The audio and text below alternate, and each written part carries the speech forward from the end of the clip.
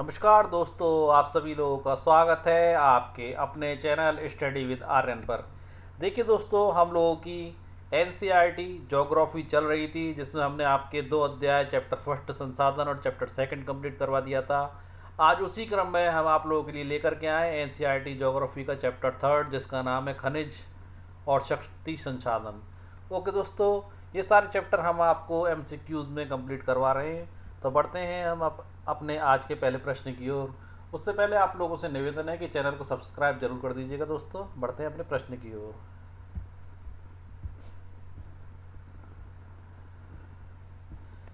देखिए दोस्तों, हमारा पहला प्रश्न, खनिज के संदर्भ में निम्नलिखित कथनों में से कौन सा कथन सत्य है। सत्य पूछ रहा है दोस्तों। पहला, पृथ्वी पर चट्टानों पर कई पदार्थों का मिला होना।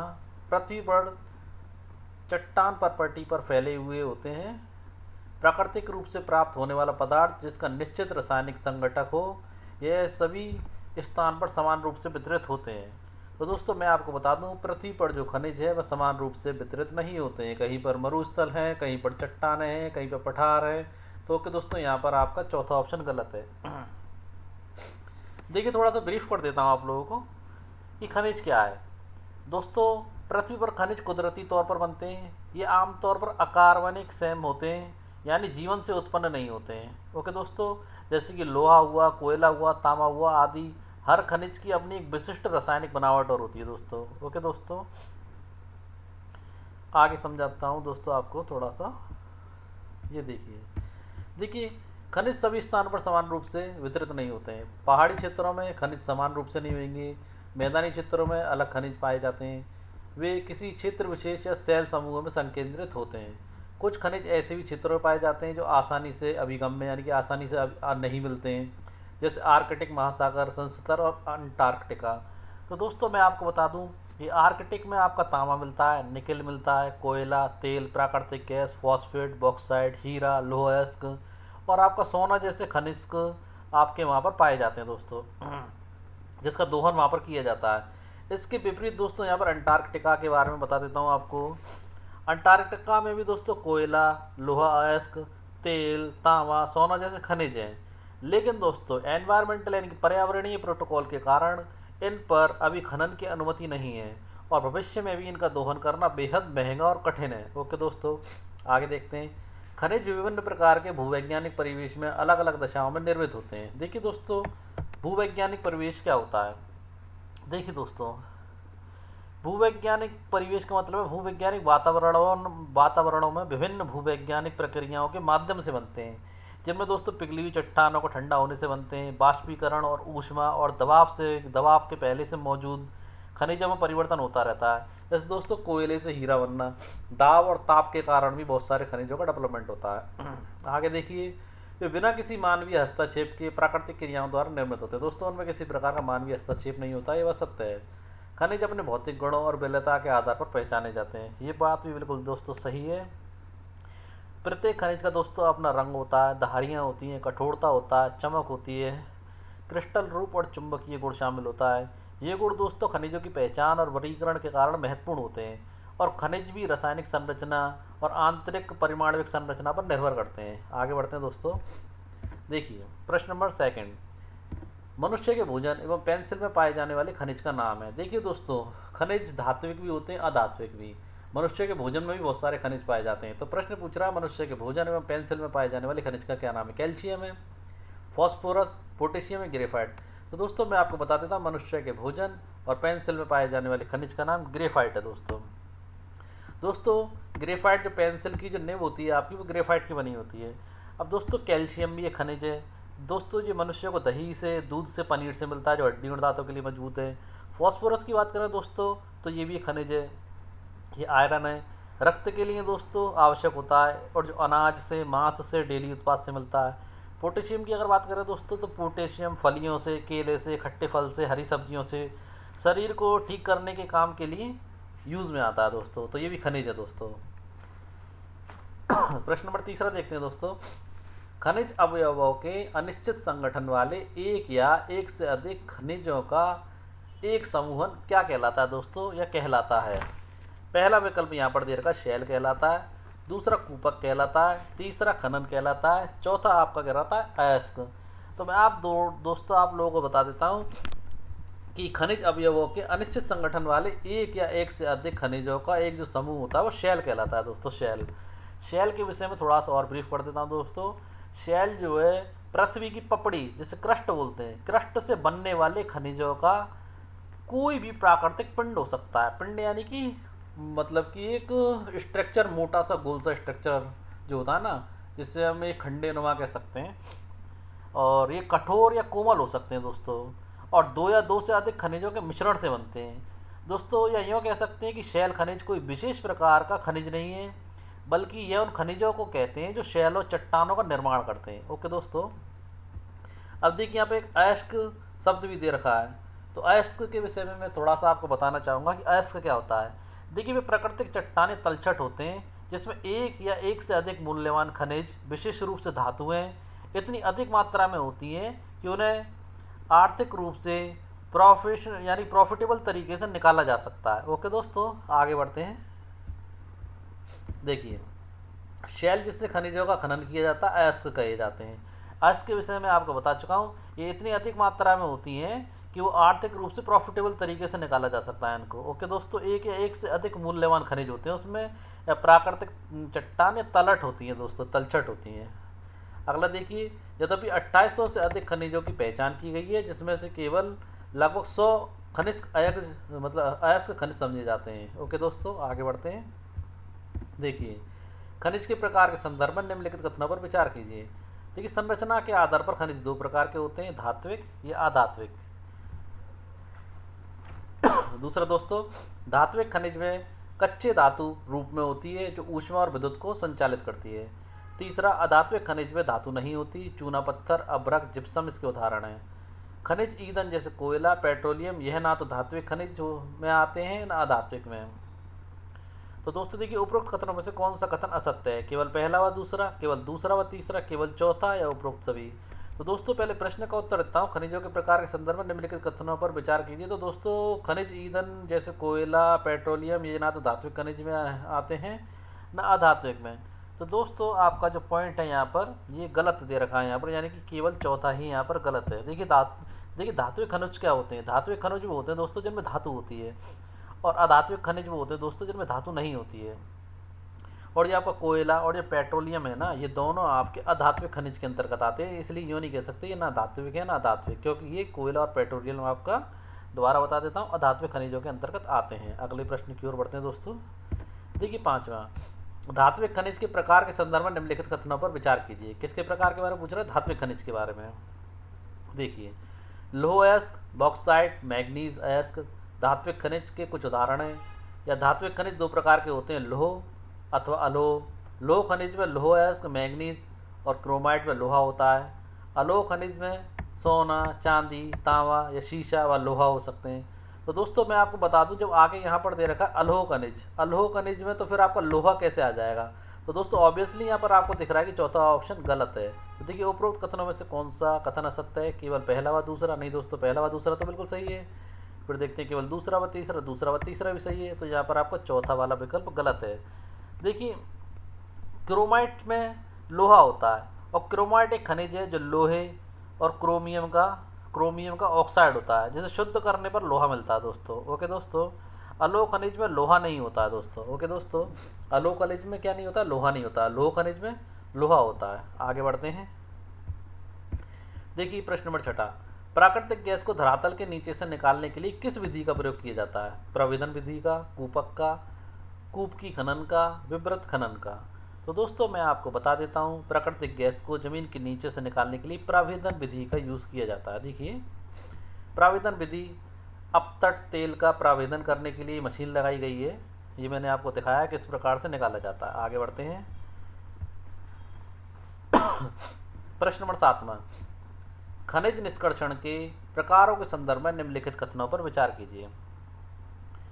पृथ्वी की सतह में दबी शैलों से खनिज को बाहर निकालने की प्रक्रिया खनन कहलाती है। खनिज जो कम गहराई में स्थित होते हैं, पृष्ठीय स्तर को हटाकर निकालना विवृत खनन कहलाता है। गहन वेदन आखनन कहलाते हैं। या दोस्तों, अधिक गहराई में स्थित खनिज निक्षेपों से कूप की खनन विधि द्वारा खनन किया जाता है। उपरोक्त कथनों में से कौन सा या कौन से कथन असत्य हैं? केवल पहला, केवल दूसरा व पहला, केवल तीसरा या उपरोक्त सभी? तो मैं आपको बता देता हूं दोस्तों कि यहाँ पर आपका केवल तीसरा ही असत्य है। देखिए, गहन वेदन विधि आखनन नहीं कहलाती है दोस्तों। गहन वेदन विधि को हम लोग कूपक कहते हैं। क्या कहते हैं दोस्तों? कूपक। कूपक। गहन वेदन विधि कूपक कहलाती है। क्या कहलाती है दोस्तों? कूपक। देखिए, खनिज निष्कर्षण का मतलब आप समझ लीजिए, अगर नहीं जानते हैं आप लोग तो। देखिए, खनिज निष्कर्षण पृथ्वी से मूल्यवान खनिजों को निकालने की प्रक्रिया है, जिसमें दोस्तों खनन भी शामिल होते हैं, ड्रिलिंग भी शामिल होती है और उत्खनन जैसी विधियां शामिल होती हैं। ओके दोस्तों, अगले प्रश्न की ओर बढ़ते हैं हम लोग। प्रश्न नंबर 8 में से पहले थोड़ा और डिस्क्राइब में कर दिया कि जो निकालने की प्रक्रिया है उसको खनिजों का निष्कर्षण कितने प्रकार से होता है। तो दोस्तों, खनन के द्वारा होता है, प्रवेदन विधि के द्वारा होता है, आखनन के द्वारा होता है। खनन की विधि आपकी दो है, एक तो विवृत विधि और एक कूप की विधि। और देखिए, आखनन किसे कहते हैं? देखिए, सतह के निकट स्थित खनिजों को जिस प्रक्रिया द्वारा आसानी से खोद कर निकाला जाता है वो आखनन कहलाता है। जो आसानी से खोद कर निकालने दोस्तों ऊपरी परत पे से, वो आखनन कहलाता है। देखिए, प्रश्न नंबर 8वां, खनिजों के वितरण के संदर्भ में निम्नलिखित कथनों पर विचार कीजिए। देखिए, खनिजों का वितरण पूछ रहा है कि खनिजों के वितरण पृथ्वी और वैसे भी आसमान है दोस्तों खनिजों का वितरण। देखिए, खनिज आग्नेय शैलों में, कायांतित शैलों में, अपसादी शैलों में पाए जाते हैं, जो कि बिल्कुल दोस्तों सही बात है। खनिज ईंधन आग्नेय शैलों में पाए जाते हैं। तीसरा पॉइंट दोस्तों, कि धात्विक खनिज आग्नेय कायांतरित शैल समूहों में जिनसे विशाल पठारों का निर्माण होता है उसे पाए जाते हैं। अधात्विक खनिज मैदानों एवं नवीन बलित पर्वतों के अपसादी शैल समूहों में पाए जाते हैं, जैसे चूना पत्थर, मैग्नीज आदि। उपरोक्त कथनों में से कौन सा कथन असत्य है? केवल पहला असत्य है, केवल दूसरा, केवल तीसरा व चौथा, उपरोक्त सभी। तो दोस्तों, पहले इस प्रश्न का उत्तर है कि आपका यहाँ पर दूसरा जो है वो असत्य है। ये खनिज ईंधन आग्नेय शैलों में पाए जाते हैं, ये बात बिल्कुल गलत है, रॉन्ग है दोस्तों। ये खनिज ईंधन अपसादी स्तर पर पाए जाते हैं। किस स्तर पर पाए जाते हैं? अपसादी स्तर पर। अब दोस्तों, थोड़ा सा या 3 चीज़ें बताई गई थी, आग्नेय शैल, कायांतरित शैल और अपसादी शैल। अब मैंने ये तो बता दी खनिज ईंधन जो होते हैं आग्नेय शैलों में पाए जाते हैं। क्या पता आप लोग आग्नेय शैलों के बारे में, कायांतरित शैलों के बारे में और अपसादी शैलों के बारे में जानते ही ना हो। तो देखिए दोस्तों, आग्नेय शैल होती हैं वे चट्टानें जो पिघली हुई चट्टानें जो होती हैं, सामग्री होती है चट्टानों की, जैसे मैग्मा हुआ, लावा की जो सतह को कहते हैं, जो कि ठंडा होने पर जमने से बनती है। इन्हें प्राथमिक शैल भी कहा जाता है दोस्तों। और कायांतरित शैल के बारे में बता देता हूँ दोस्तों। ये एक प्रकार की चट्टान है जो पहले से मौजूद आग्नेय या अपसादी चट्टान के उच्च ताप से, दाब से या खनिज स्मृत तरल पदार्थों के संपर्क में आने से बदल जाती है। और अपसादी शैल क्या होते हैं दोस्तों? वो चट्टानें होती हैं जो अपक्षय और अपरदन से बनी चट्टानों के छोटे छोटे टुकड़ों के जमा होने से बनती हैं। उम्मीद है दोस्तों आप लोग इन तीनों चीज़ों को अच्छे से समझ गए होंगे। आगे बढ़ते हैं दोस्तों। अब दोस्तों, एक चीज़ और बता देता हूँ यहाँ पर कि जो खनिज ईंधन जो होता है आपका अपसादी जो स्तर होता है ना, अपसादी चट्टानें, उनका ही पार्क, मतलब उनका ही एक पार्ट होता है, जैसे कि आपका कोयला और आपका पेट्रोलियम। ओके दोस्तों, आगे बढ़ते हैं। देखिए, नवा प्रश्न, लौह खनिज के प्राप्ति स्थलों के संदर्भ में निम्नलिखित कथनों पर विचार कीजिए। लौह खनिज, लोह उत्तरी स्वीडन में, लोहा, निकेल, क्रोमाइट और प्लेटिनम दक्षिण अफ्रीका में, और तांबा और निकेल के निक्षेप ऑन्टेरिया कनाडा में। उपरोक्त कथनों में से कौन सा कथन सत्य है? केवल पहला, केवल दूसरा, केवल तीसरा, उपरोक्त सभी। तो दोस्तों, मैं आपको बता देता हूँ, लौह खनिज जो ऊपर जितने भी स्थान दिए गए उन सभी क्षेत्रों पर मिलता है। देखिए, प्रश्न नंबर 10वां, अधात्विक खनिज के प्राप्ति स्थलों। पहले तो उन्होंने लौह मतलब कि धात्विक खनिजों की पूछा था या लौह खनिज की पूछा था, अधात्विक की पूछ रहे हैं। तो देखिए दोस्तों, चूना पत्थर निक्षेप फ्रांस के कॉकेशस प्रदेश में मिलता है। मैग्नीज निक्षेप जॉर्जिया और यूक्रेन में। फॉस्फेट निक्षेप अल्जीरिया में। तो कौन सा कथन सत्य है पूछ रहा है? केवल पहला सत्य है, केवल दूसरा सत्य है, केवल तीसरा सत्य है, या उपरोक्त सभी सत्य हैं? तो मैं बता दूं दोस्तों, यहाँ पर भी आपके सारे विकल्प सत्य हैं दोस्तों। चूना पत्थर निक्षेप फ्रांस के कॉकेशस प्रदेश में मिलता है दोस्तों। ओके दोस्तों, और मैग्नीज निक्षेप आपकी जॉर्जिया और यूक्रेन में मिलती है। ओके दोस्तों, इसलिए यहाँ पर आपको जितने विकल्प दिए गए हैं वो सही हैं। आगे बढ़ते हैं। ये प्रश्न दोबारा रिपीट हुआ है दोस्तों, तो यहाँ पर इसका विकल्प है सभी। आगे बढ़ते हैं। देखिए, यहाँ मैंने मैप लगाया हुआ है, लोहा कहाँ मिलता है। तो लोहा देख सकते हैं आप, यहाँ मिल रहा है, और यहाँ पर भी मिल रहा है, और यहाँ पर भी मिल रहा है।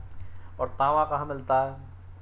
तांबे के प्राप्ति स्थलों को भी आप यहाँ पर देख सकते हैं, कि कहाँ कहाँ पर तांबा अवेलेबल है और कहाँ पर तांबा अवेलेबल नहीं है। देखिए यहाँ पर तांबा अवेलेबल है, यहाँ पर तांबा अवेलेबल है। और बॉक्साइट कहाँ, ऑस्ट्रेलिया में भी देख सकते हैं बॉक्साइट है, और एशिया महाद्वीप में भी आप देख सकते हैं भारत में भी बॉक्साइट है। इस नक्शे के जरिए आप लोहा, तांबा और बॉक्साइट के वितरण को अच्छे से समझ सकते हैं। आगे देखिए, एशिया के संदर्भ में निम्नलिखित कथनों में से कौन सा कथन सत्य है। एशिया महाद्वीप यानी कि जिस महाद्वीप में हम रहते हैं, या यूँ कह सकते हैं इस महाद्वीप की बात कर रहा हूँ, एशिया महाद्वीप की। ये पूरा जो महाद्वीप का जो पार्ट है दोस्तों, पूरा एशिया महाद्वीप के अंतर्गत आता है। आगे देखिए, चीन और भारत के पास विशाल लौह अयस्क निक्षेप हैं। चीन, मलेशिया और इंडोनेशिया विश्व के अग्रणी टिन उत्पादकों में से हैं। उपरोक्त कथनों में से कौन सा है, कौन से कथन सत्य है। केवल पहला, केवल दूसरा, पहला व दूसरा दोनों। तो दोस्तों मैं बता देता हूँ, चीन और भारत के पास विशाल लौह अयस्क निक्षेप है, ये बात भी सही है। और चीन, मलेशिया और इंडोनेशिया विश्व के अग्रणी टिन उत्पादक देशों की श्रेणी में भी शामिल है। आगे देखते हैं दोस्तों। दोस्तों देखिए, एशिया महाद्वीप विश्व का आधे से अधिक टिन उत्पादन करता है। कितना करता है दोस्तों? आधे से अधिक। और चीन शीशा, एंटीमनी और टंगस्टन के उत्साह में भी जो अग्रणी है दोस्तों। एशिया में मैग्नीज, बॉक्साइट, निकेल, जस्ता और तांबा के भी निक्षेप मिलते हैं। देखिए दोस्तों, खनिज तेल और कोयले के वितरण को भी हम इस चित्र से समझ सकते हैं, जो मैंने चित्र यहाँ पर लगाया है। आगे देखते हैं। देखिए, यूरोप के संदर्भ में निम्नलिखित में से कौन सा कथन असत्य है।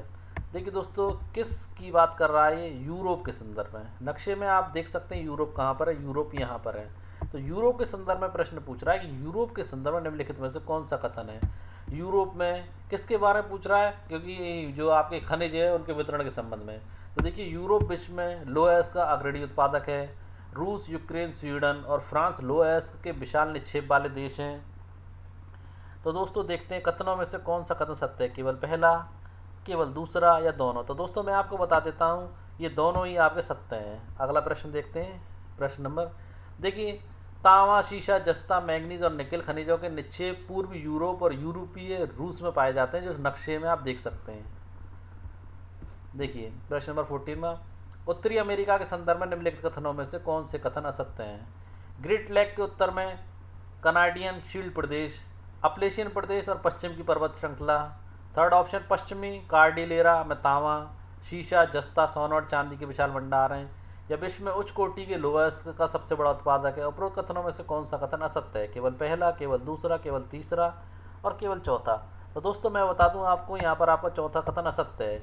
यह विश्व में उच्च कोटि के लौह अयस्क का सबसे बड़ा उत्पादक दोस्तों नहीं है, क्योंकि दोस्तों उत्तरी अमेरिका जो है वो विश्व में उच्च कोटि के लौह अयस्क का सबसे बड़ा उत्पादक नहीं है, क्योंकि ब्राज़ील जो है दोस्तों आपका, ब्राज़ील उच्च कोटि के अयस्क का सबसे बड़ा उत्पादक आपका है। कौन सा देश है दोस्तों? ब्राज़ील। यहाँ पेंसिल ले लेते हैं, पेन ले लेते हैं, लिखने में थोड़ी समस्या आ रही है। या इसका पॉइंट चेंज कर लेते हैं दोस्तों। हाँ,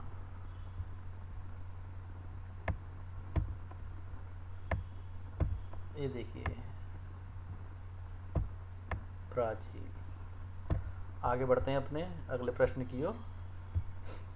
देखिए, दक्षिण अमेरिका के खनिजों के संदर्भ में, उत्तरी अमेरिका के पूछा था अभी थोड़ी देर पहले, आपको आकर के पूछ रहा है दक्षिण अमेरिका के खनिजों के संदर्भ में निम्नलिखित का मिलान कीजिए। देखिए, तांबे का अग्रणी उत्पादक दक्षिणी अमेरिका में कौन है। तो तांबे का अग्रणी उत्पादक आपका चिली और पेरू है। ओके दोस्तों, फिर प्रश्न पूछता विश्व में टिन के सबसे बड़े उत्पादक कौन है। तो विश्व में टिन के सबसे बड़े उत्पादक आपके ब्राज़ील और बोलीविया है। ओके दोस्तों, खनिज तेल कहाँ पाया जाता है, यानी कि दक्षिणी अमेरिका में खनिज तेल कहाँ पाया जाता है। तो मैं आपको बता दूं, खनिज तेल आपका वेनेजुएला में, अर्जेंटीना में, चिली, पेरू और कोलंबिया में पाया जाता है। हीरे के विशाल निक्षेप कहाँ पाए जाते हैं। तो हीरे के विशाल निक्षेप दोस्तों आपके दक्षिणी अमेरिका में पाए जाते हैं। ओके दोस्तों, आगे बढ़ते हैं। एक चीज़ और बता दूं दोस्तों, दक्षिणी अमेरिका के पास सोना, चांदी, जस्ता, क्रोमियम, मैग्नीज, बॉक्साइट, अब्रक, प्लेटिनियम और हीरे के विशाल निक्षेप हैं। और हरा हीरा जो एक दुर्लभ प्रकार का हीरा होता है दोस्तों, उसे भी ध्यान रखना। कोई पूछे कि क्या हीरे का कलर हरा हो सकता है, तो दोस्तों हीरा हरा होता है और वो एक दुर्लभ प्रकार का, यानी बड़ी मुश्किल से मिलने वाला एक हीरा होता है। आगे देखिए दोस्तों, खनिजों की उपलब्धता के संदर्भ में निम्नलिखित का मिलान कीजिए कि खनिज कहाँ कौन कौन से मिलते हैं, कौन से नहीं मिलते हैं। देखिए, खनिज संसाधनों में सबसे धनी देश कौन सा है। तो दोस्तों मैं बता दूं, खनिज संसाधनों में सबसे धनी देश आपका अफ्रीका है। फिर देखिए, विश्व में टिन के सबसे बड़े उत्पादक हैं। तो विश्व में टिन के सबसे बड़े उत्पादक आपके जो हैं दक्षिणी अमेरिका है। और दोस्तों तीसरा देखते हैं, विश्व में बॉक्साइट का सबसे बड़ा उत्पादक है। तो विश्व में बॉक्साइट का सबसे बड़ा उत्पादक आपका ऑस्ट्रेलिया है दोस्तों। कोयले और लोहे के विशाल निक्षेप के पूर्व अनुमान वाला देश, यानी पूर्व अनुमान जिसका लगाया गया वो कौन सा देश है दोस्तों, किसके साथ, कोयले और लोहे के संदर्भ में। तो दोस्तों मैं आपको बता देता हूँ, वो देश आपका अंटार्कटिका है। ओके दोस्तों, परंतु दोस्तों मैंने शुरुआत में ही आपको बताया था, यहाँ से कोयला आपका निकालना, लोहे का निकालना काफ़ी महंगा साबित होगा दोस्तों, बेहद महंगा भी होगा और बेहद कठिन भी होगा। इसलिए दोस्तों यहाँ से अभी निकालने की संभावना बहुत ही कम है। अगला देखिए, अफ्रीका के बारे में बता देता हूँ मैं। अफ्रीका जो है खनिज संसाधनों में सबसे धनी देश है दोस्तों। यहाँ पर हीरा, सोना, प्लेटिनियम का विश्व में सबसे बड़ा उत्पादक देश है। अगर प्रश्न पूछे कि विश्व में सबसे बड़ा उत्पादक देश हीरा, सोना, प्लेटिनियम का कौन है, तो वो अफ्रीका है दोस्तों। दक्षिणी अफ्रीका, जिम्बाब्वे और जायरे विश्व के सोने का एक बड़ा भाग उत्पादित करते हैं। ओके दोस्तों, देखिए तांबा, लोहा, क्रोमियम, यूरेनियम, कोबाल्ट और बॉक्साइट दक्षिणी अफ्रीका में पाए जाने वाले अन्य खनिज है। तेल दोस्तों आपका कहाँ पाया जाता है, अफ्रीका की बात करें तो अफ्रीका में तेल आपका नाइजीरिया में, लीबिया और अंगोला में पाया जाता है। अब अगर ऑस्ट्रेलिया की बात करें तो ऑस्ट्रेलिया विश्व में बॉक्साइट का सबसे बड़ा उत्पादक देश है दोस्तों। यहाँ सोना, हीरा, लोहा, टिन और निकेल का अग्रणी उत्पादक होता है दोस्तों। यहाँ दोस्तों तांबा, शीशा, जस्ता, मैगजीन में भी संपन्न है ऑस्ट्रेलिया आपका। पश्चिमी ऑस्ट्रेलिया के कालगोडी, ये इंपॉर्टेंट है दोस्तों, पश्चिमी ऑस्ट्रेलिया के कालगोडी और कूलगाड़ी क्षेत्रों में सोने के सबसे बड़े निक्षेप हैं। ये प्रश्न पूछा भी जाता है दोस्तों, इसे इंपॉर्टेंट लगा लेना और इसको अपने नोट्स में भी लिख लेना। अब देखिए अंटार्कटिका की बात करें, वैसे तो अंटार्कटिका के बारे में काफ़ी सारी चीज़ें पहले प्रश्न में आप लोगों को बता चुका हूँ, फिर से बता देता हूँ। विभिन्न खंडित निक्षेपों पूर्व अनुमान से कुछ संभवतः विशाल के लिए अंटार्कटिका का भूविज्ञान पर्याप्त रूप से सुप्रसिद्ध है। ट्रांस अंटार्कटिका पर्वत में कोयले और पूर्वी अंटार्कटिका के प्रिंसचार्ल्स पर्वत के निकट लोहे के महत्वपूर्ण मात्रा में निक्षेप का पूर्व अनुमान किया गया है। लोहा, सोना, चांदी और तेल में भी वाणिज्यिक मात्रा में उपलब्ध है, परंतु निकाला नहीं जा सकता क्योंकि दोस्तों क्योंकि निकालना बहुत महंगा है, बहुत ही खर्चीला और बहुत ही कठिन है। प्रश्न नंबर 17 दोस्तों, विश्व की प्राचीनतम शैल किस देश में स्थित है? अफ्रीका में, पश्चिमी ऑस्ट्रेलिया में, अमेरिका में या अंटार्कटिका में? तो दोस्तों बता देता हूँ मैं, विश्व की प्राचीनतम शैल आपकी पश्चिमी ऑस्ट्रेलिया में स्थित है। ये शैल दोस्तों 430 वर्ष पूर्व, कितने दोस्तों, ये शैल जो है आपकी 430 करोड़ वर्ष पूर्व बने थे और पृथ्वी के निर्माण के मात्र 30 करोड़ वर्ष पश्चात दोस्तों ये बने थे। ओके दोस्तों, आगे बढ़ते हैं अगले प्रश्न की ओर। प्रश्न नंबर 18 में देखते हैं दोस्तों, 18वां, कि कंप्यूटर उद्योग में प्रयुक्त होने वाली सिलिकॉन किस खनिज से प्राप्त होती है? चिप भी बनती है दोस्तों सिलिकॉन की, प्लेट भी बनती है ज़्यादातर। तो देखिए क्वार्ट्ज की बनती है, बॉक्साइट की बनती है, हेमेटाइट की बनती है, निम्न में से कोई नहीं। तो दोस्तों इस प्रश्न का उत्तर आपका क्वार्ट्ज बिल्कुल सही है।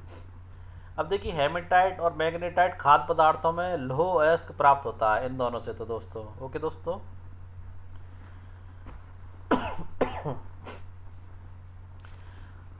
देखिए दोस्तों एक चीज़ और बता देता हूँ, कंप्यूटर उद्योग में प्रयुक्त होने वाला सिलिकॉन क्वार्ट्ज में प्राप्त होता है दोस्तों। ओके दोस्तों, आगे बढ़ते हैं अपने अगले प्रश्न की ओर।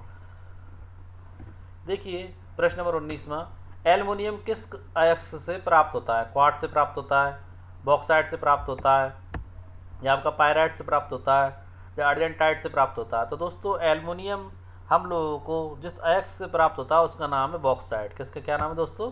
बॉक्साइट से प्राप्त होता है। देखिए दोस्तों एल्युमिनियम जिस अयस्क बॉक्साइट से प्राप्त होता है उसका उपयोग दोस्तों ऑटोमोबाइल, हवाई जहाज, बोतलबंदी उद्योग, भवन निर्माण और रसोई के बर्तन तक में उसका उपयोग किया जाता है। और दोस्तों यहाँ पे पायराइट्स बताया गया है, पायराइट्स का जो मिलता है, पायराइट से तांबा मिलता है दोस्तों। क्या मिलता है? तांबा। और अर्जेंटाइट दोस्तों ये चांदी में मिलता है आपका। किस में मिलता है? चांदी में, चांदी में मिलता है आपका अर्जेंटाइट। ओके दोस्तों, आगे बढ़ते हैं। देखिए 20वां प्रश्न, खनिजों के संरक्षण के संदर्भ में निम्नलिखित कथनों पर विचार कीजिए।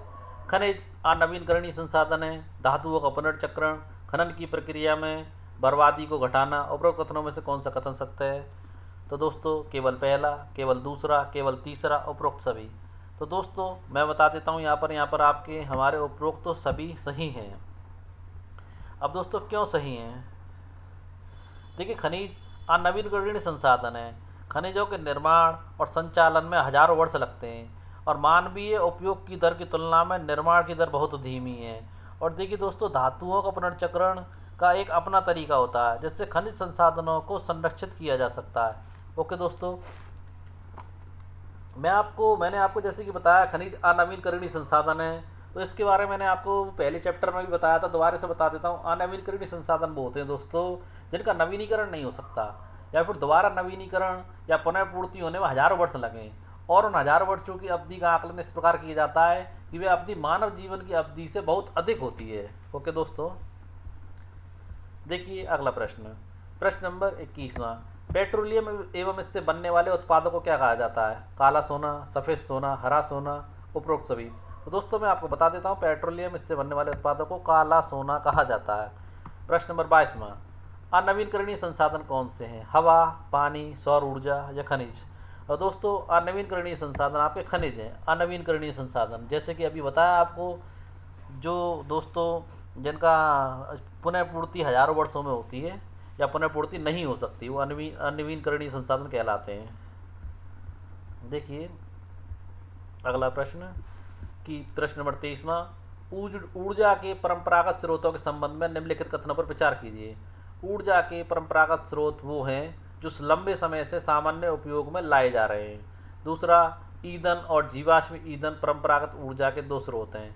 उपरोक्त कथनों में से कौन से कथन सत्य हैं? केवल पहला सत्य है, केवल दूसरा सत्य है, उपरोक्त दोनों सत्य हैं या उपरोक्त दोनों सत्य हैं? तो दोस्तों मैं बता दूं, जो ऊपर दिए गए हैं वो दोनों ही आपके सत्य हैं, क्योंकि ऊर्जा जो है परंपरागत स्रोत वो स्रोत हैं जो लंबे समय से सामान्य उपयोग में लाए जा रहे हैं, और ईंधन और जीवाश्म ईंधन परंपरागत ऊर्जा के दो स्रोत हैं। ओके दोस्तों, आगे बढ़ते हैं अपने अगले प्रश्न की ओर।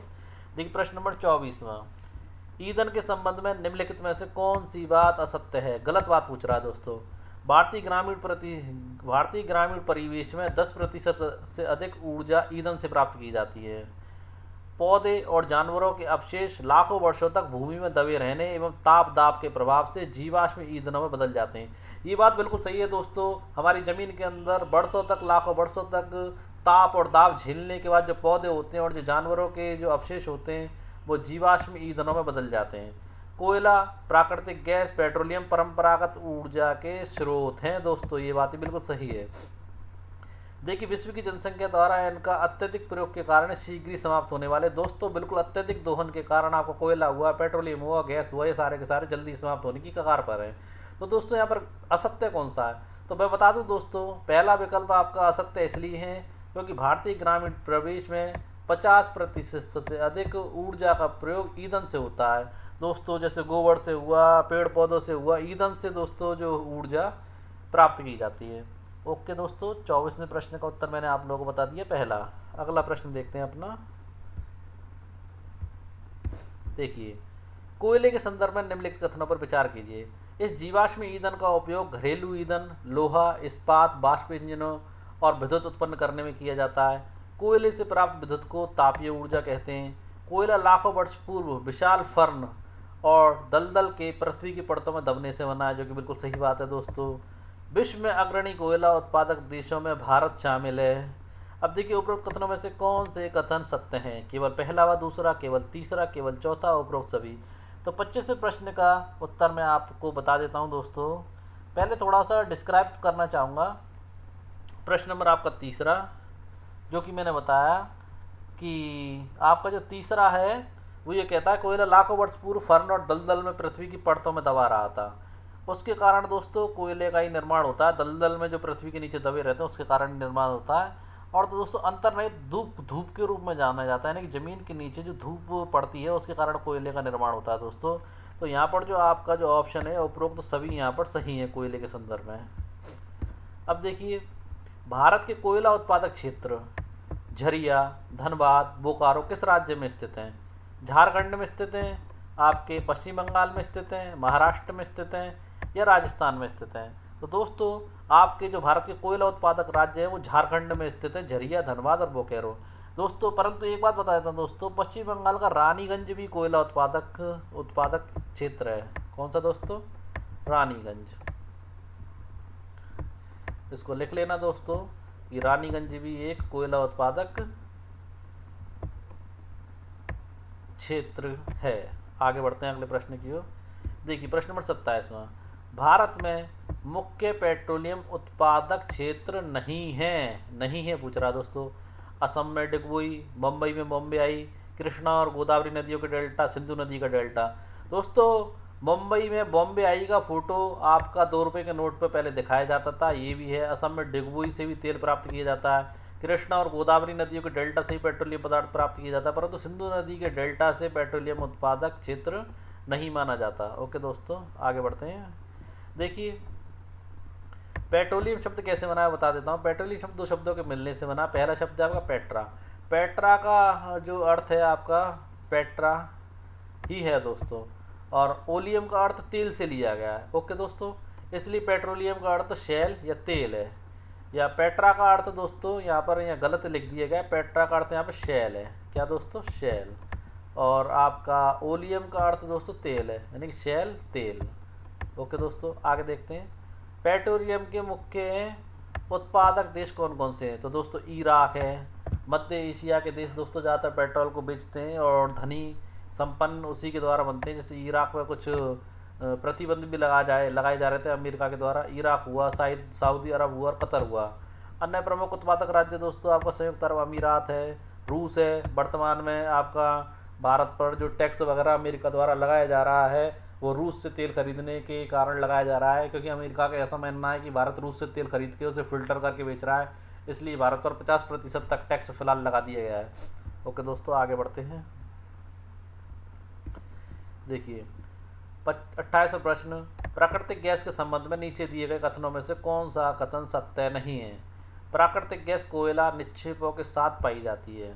रूस, नॉर्वे, यूक्रेन और नीदरलैंड गैस के प्रमुख उत्पादक देश हैं। भारत में जैसलमेर, कृष्ण, गोदावरी डेल्टा, त्रिपुरा और बम्बई के कुछ अपतटीय क्षेत्रों में प्राकृतिक गैस संसाधन हैं। जीवाश्मी ईंधनों के उपयोग की तीव्र वृद्धि से चिंताजनक दर ने इन्हें समाप्ति तक पहुंचा दिया है।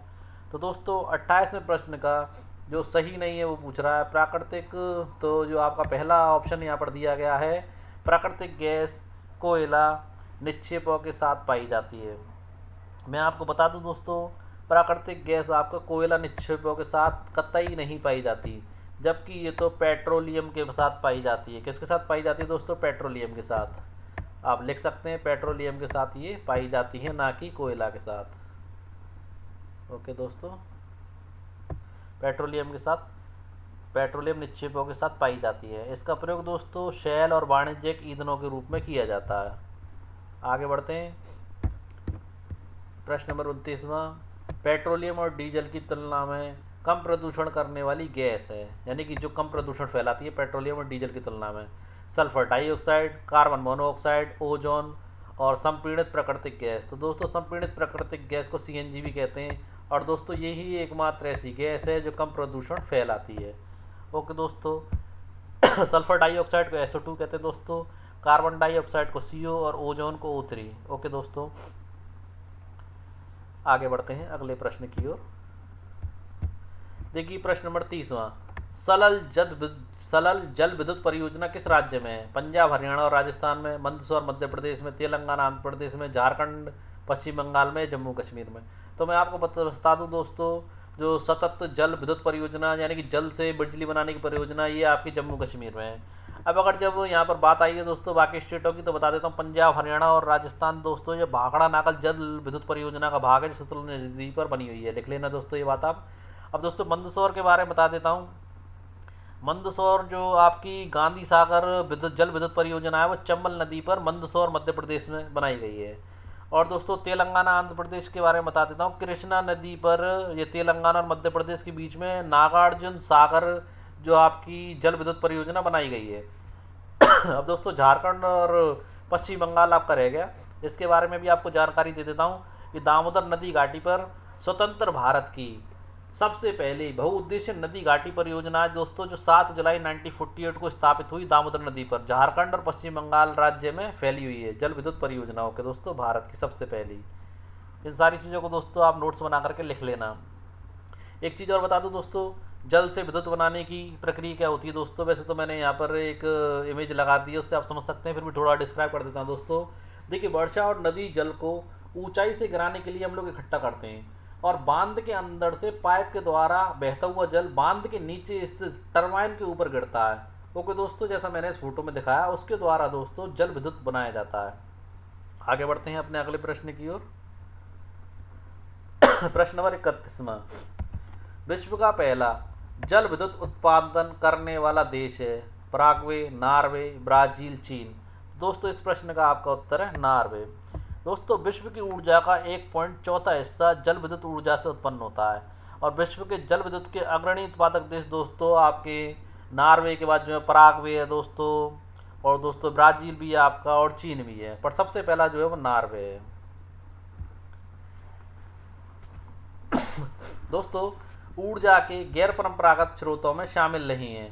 कौन शामिल नहीं है? सौर ऊर्जा, पवन ऊर्जा, ज्वारीय ऊर्जा या ईंधन।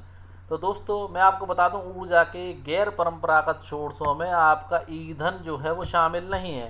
देखिए दोस्तों, सौर ऊर्जा तो असीमित है, क्योंकि मैं आपको पहले ही बता चुका हूँ सूरज कभी भी खत्म नहीं होने वाला एक तारा है, इसकी उम्र जो है वो 10 अरब वर्ष है और वर्तमान में सूरज ने अपनी 5 अरब वर्ष पूर्व की आयु पूरी कर ली है। तो 5 अरब वर्ष की आयु सूरज की अभी भी रह गई है और सूर्य से प्राप्त ऊर्जा सौर खेलों में दोस्तों विद्युत उत्पन्न करने के लिए प्रयोग में ली जाती है। दोस्तों आजकल सोलर कुकर भी आ रहे हैं दोस्तों, और बहुत सारी चीज़ों में सौर ऊर्जा का प्रयोग किया जाता है।